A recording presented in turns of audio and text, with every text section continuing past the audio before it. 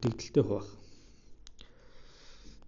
За үлдэгдэлтэй хуваах гэдэг чинь ер нь үлдэгдлийг ер нь шинжлэх гэдэг. Бид нар өмнө хуваагдал ярьсан бол одоо үлдэгдлийн ангилалд өгөх гэдэг. За хамгийн зүгээр ингийн чинь би 12 гэдэг тоог 5 туваавал 2 ноогдож 2 үлдэнэ гэж ярьж штэ тийм ээ. Энийг өөрөөр хэлбэл юу гэж бичих гээд байхаар 12-ыг 5 туваах юм бол 2 ноогдож 2 үлдэнэ. За эхлээд бага ангид бол иймэрхүү бичиглэл хийж байдаг.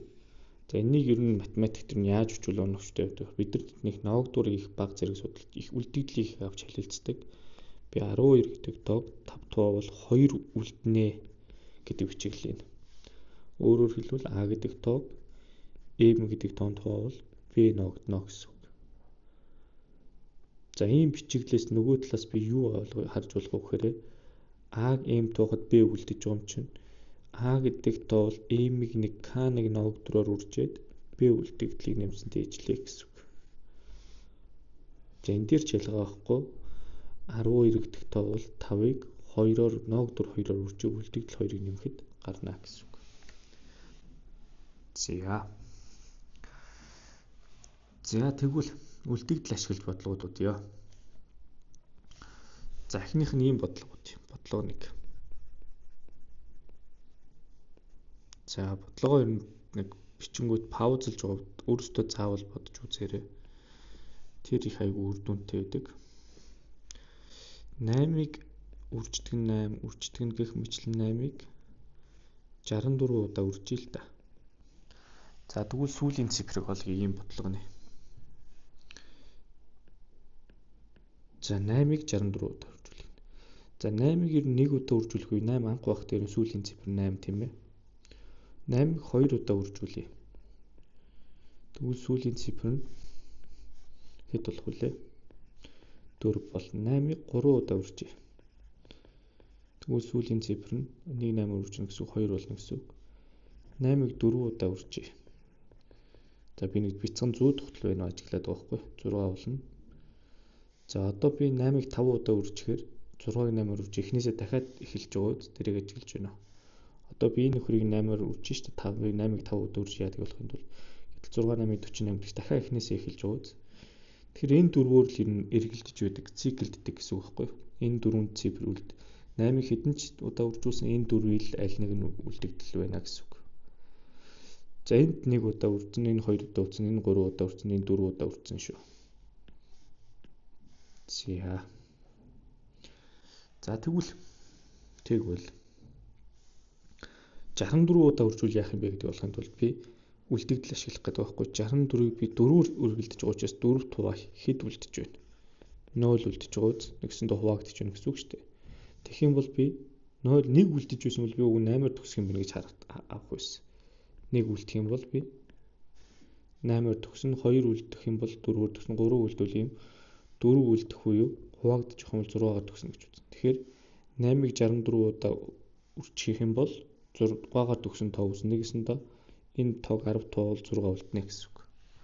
Ер нь сүүлийн цифрыг олно гэдэг бол 10 туваахад гарах үлдэгдэл сүүлийн цифр байдаг. Аливаа бодлого дээр. За бодлого 2. За дараагийн бодлого дээр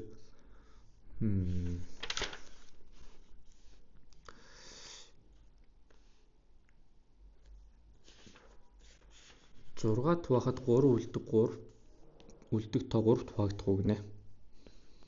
6 туваахад 3 үлдэх тоо 3 хуваагдах үг нэ. Тоо 3 хуваагдах уу.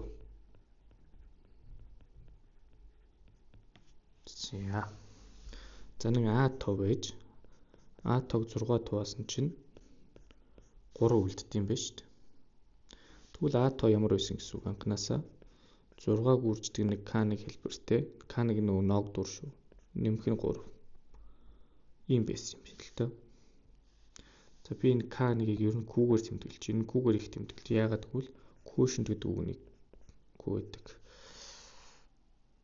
За тэгвэл А тоо 3 хуваагдах уу гэж асуусан шүү дээ бидрээс. Тэгвэл энэ харж ивэл одоо харах юм бол Энэ нөхөр 3 хуваагдана, энэ 3 хуваагдана. Энэ хэдийн нийлбэр аа штэ. Тэгэхээр тус бүр 3 хуваагдж байгаа юм чи яах нь вэ? Нийлбэр маань 3 хуваагдчихил таарах байхгүй. Энэ 3 хуваагдана, энэ 3 хуваагдана. Тэгэхээр нийлбэр 3 хуваагдана. Тэгвэл хатаа 3-т хуваагддаг байх нэ гэж үзгэнэ. За дараагийнх нь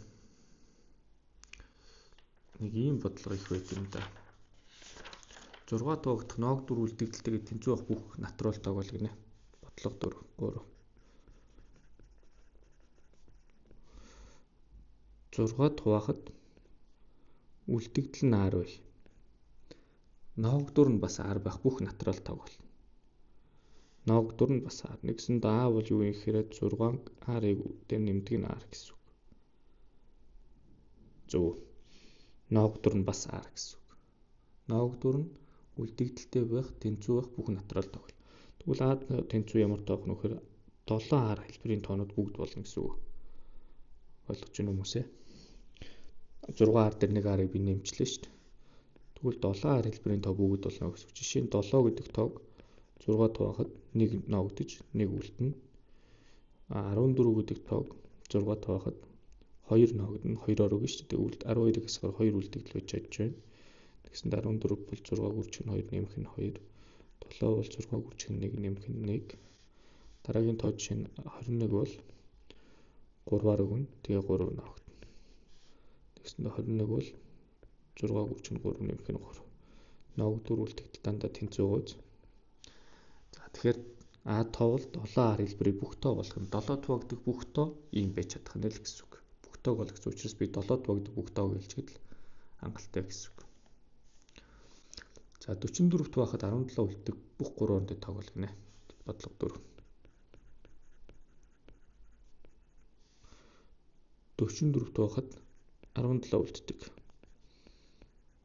Нэгсэн заавал 44 кодер нэмэх нь 17 хэлбэрийн бүх тоог бол гэсэн үг. Гэхдээ 3 оронтой.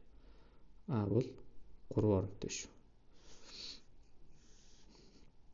За тэгвэл Q1 байл да. Одоо энд шууд шалгачих болно. Q1 байвал яах вэ?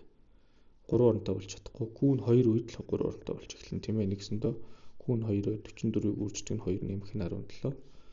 88 дээр нэмдэг нь 17 гэсэн үг юм л да. За энэ тэнцүү хэдийн гэхээр нэг тоогорно. Энэ чинь 105 гарч чадах юм энэ 3 оронтой. За тэгвэл хамгийн бага нь бол 105 юм байна. Тэгвэл 105 дээр л одоо бид нар яах вэ? 44-ийг нэмээд хад хангалттай шүү дээ. Яг бол 105-ыг 44 дугаар 17 үлдэх юм чи 44 нэмэгдүүл утгаантай дандаа л уг бодлогын нөхцөлийг хангана. Тэгвэл 105 дээр 44-ийг л нэмээд ирэх гэсэн бидний зорилго. 44-ийг нэг K1 удаа нэмээл гэсэн үг байхгүй. K1 үе 2 үе K-ээс хэд хүртэл явахыг л одоо бид нар тоолно гэсэн үг. K-ээс хэд явах гэдгийг л ингээд K-ээс хэд хүртэл явах вэ? Энийг тоолцоход хангалттай гэсэн үг. За тэгэх юм бол бүр 10-аар өгсөн ч K-н 10 үед ингээд 400 дээр ингээд багтаж байна. Тэгэхээр энийг айлуулах нь 900 хүрэх хэл юм болж зогсно гэсэн үг байхгүй. Тэгэхээр K-н 20% л да. K-ийн 120. Би нэг айлуулах их болгох гэдэг шүү дээ. K-ийн 120%. Тэгвэл 44-ийг 20-оор үржих юм бол 88 880 шүү дээ. Энэ дээр дахиад нэг 44-ийг нөхмөр 900 байдлаа 151,000 гарталж өгчөөс K-н 20 хүртэл явна гэсэн үг. За тэгэхээр манай ийм тоо хэд болох нь гэдгийг одоо хэлж болох нь шүү дээ. 0-оос 20 хооронд хэдэн тоо 21 тоо байна шүү дээ. Ийм тоо 21 тоо авах нь шүү дээ. 105-аас эхлээд явах юм бол энэ 880 дээр би 105 нэмэн тэр хүрээ дуусна мөн гэж явахаар. Тэгэхээр 800 985 хүртэл тоонууд байна гэсэн үг. За тэгээд энэ дээр өөр олон бодлого байгаа учраас бүгдийг бодож үзээд болохгүй нуудаа асуухын асуугаад багштайгаа ярилцаад болохгүй бол пэйжээр хуудас руугаа комент бичээрэй.